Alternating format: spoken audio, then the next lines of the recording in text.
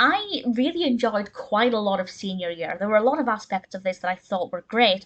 One particular moment that I think you have to look out for, and I will discuss that towards the end. I don't want to spoil too much just now. But I was quite surprised to see that the overall average rating on IMDb is 5.6 out of 10. Now, that in itself is not a terrible rating, but a film that is well received usually has 6 point something or higher. That's kind of a benchmark for a film that has done very well for itself.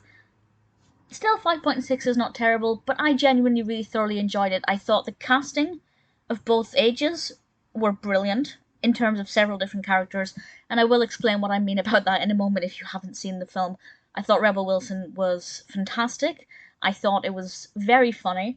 I don't think there were enough 90s references. They kind of dried up after a certain point, and then it kind of felt like any other high school film after that. So it did kind of, the thing that made it special did kind of lose itself a little bit, and again, I'll expand on that. But generally speaking, I thought it was a great idea. It's usually the kind of thing that is turned into a TV show, and I haven't got the patience to sit through many episodes of a TV show of this kind. But as a film, absolutely you have my full attention for 2 hours, and I thought it was splendid. So this was released this year, 2022, directed by Alex Hardcastle, and stars Rebel Wilson as Stephanie, who wasn't that popular at high school, but then she became popular by becoming a successful cheerleader. She was cheer captain. A few months before the end of her final year at high school, she had an accident from the top of a pyramid and was in a coma for 20 years. And when she wakes up, she looks like Rebel Wilson. So we have Rebel Wilson playing Stephanie for the most part, but I have to say the casting between kind of 17, 18-year-old Stephanie and Stephanie who's almost 40, I thought was brilliant. It worked so well. The actress who plays young Stephanie is Angourie Rice. I hope I'm pronouncing her name correctly. I apologise if not. But I thought they worked so well. There was one bit in particular, and I can't remember exactly what it was, but it's where she delivered a line, and I just thought that is exactly how Rebel Wilson would deliver that line. And I was really impressed with that. It's the same with Molly Brown and Mary Holland, who play young Martha and Martha. I just was really impressed with that. So we spend a little bit too long at high school in the late 90s, early noughties. I feel like that bit could have been a little bit shorter, and we could have got to the point a little bit more quickly. But when we do get to the point and Stephanie wakes up and she comes to terms with the fact that she's been in a coma for 20 years, a lot of the film to begin with at that stage is about her realising a lot has changed, and she uses certain derogatory terms that is no longer acceptable now. She's gobsmacked at what cell phones look like now, and it's just so much fun to see the 21st century, or this far into the 21st century, through the eyes of somebody at the early noughties. Because it's insane how far technology has come, and I guess for me personally, I'm not that much younger. Stephanie would have been 17, 18 at the beginning of the noughties. I was in secondary school, not quite as old as her, but, for me it's kind of, I've experienced the same stretch of changes that she would have done. And it's really interesting to see. What I loved the most was her bedroom. Her father had kept her bedroom exactly the same. And I'm not going to go into any specific detail about this, but basically she has posters all over her walls that came from magazines from the early noughties, and it's like a little time capsule, and I absolutely love it. So I definitely think if you're of that age, or if you were of that age at that time, you will get more out of it, because it is like a nostalgia trip. It is kind of like you're being taken back in time a little bit, and it is funny for the most part. It obviously doesn't look at the seriousness of what it would be like to wake up 20 years later. The majority of the film is about her going back to high school to finish her final few months of high school and trying to fit in a world where cheerleaders, or at least in her school, where being cheer captain doesn't hold the same weight, and where what does measure your popularity is how many followers you have on social media. And they really address that really well, and they do it in a way that's not necessarily in your face. I don't think at any point the film said you should not measure your success by how many followers you have. It does it in a kind of roundabout way, so the message is not too direct, because I know some people don't like to be told that they shouldn't be on social media that much. But usually for those people it's an addiction. And this is somebody who's been YouTubing for 11, 12 years every single day and feels guilty for taking a break. So I know what it feels like.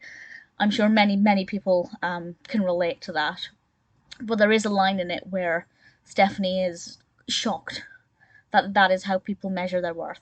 It's not by how much people look up to you or how many friends you have as cheer captain.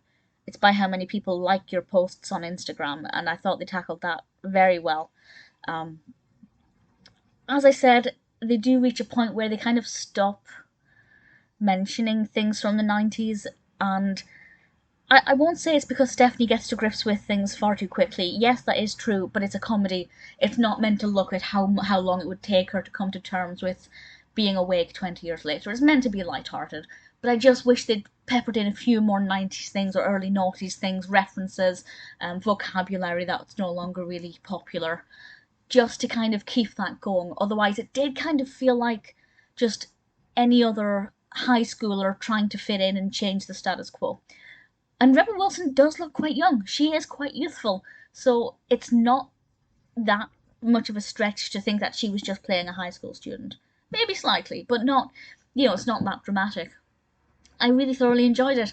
And I thought, as I said, the casting I thought was perfect, both in terms of the casting of the characters and also the younger and older characters. I thought just worked really well across the board.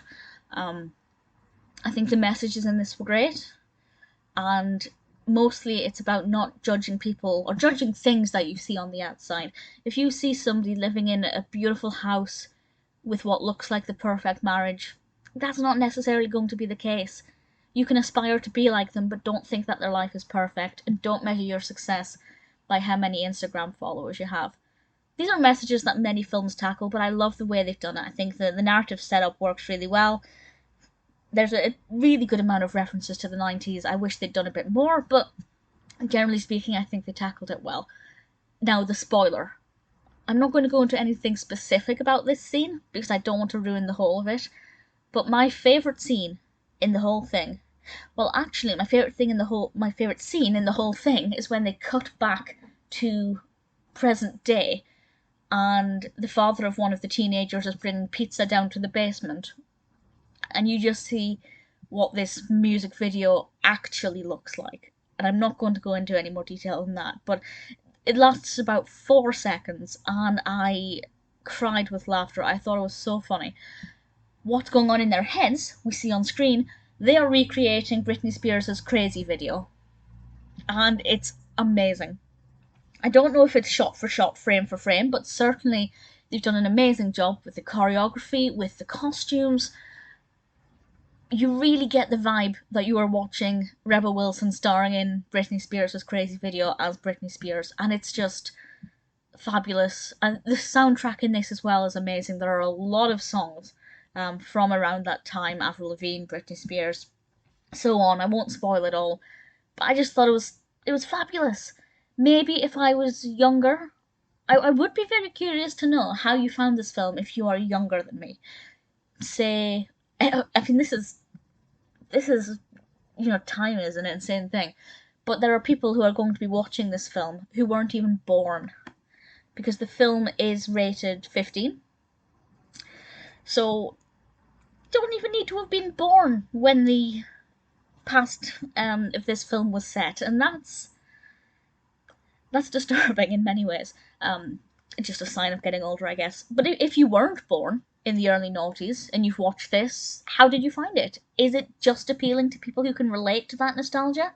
Or did you enjoy it as well? And of course, if you're older than that, if you were not, say, a child or a teenager in the early noughties, how did you find it? I think not every film depends on when you were born in terms of how you enjoy it, but this is definitely one of those films that I think your opinion could be marked by when you grew up. I'd love to know how your opinion differs to mine, or if it's exactly the same. Personally though, I thought senior year was a lot of fun, and one that I'm very happy to recommend.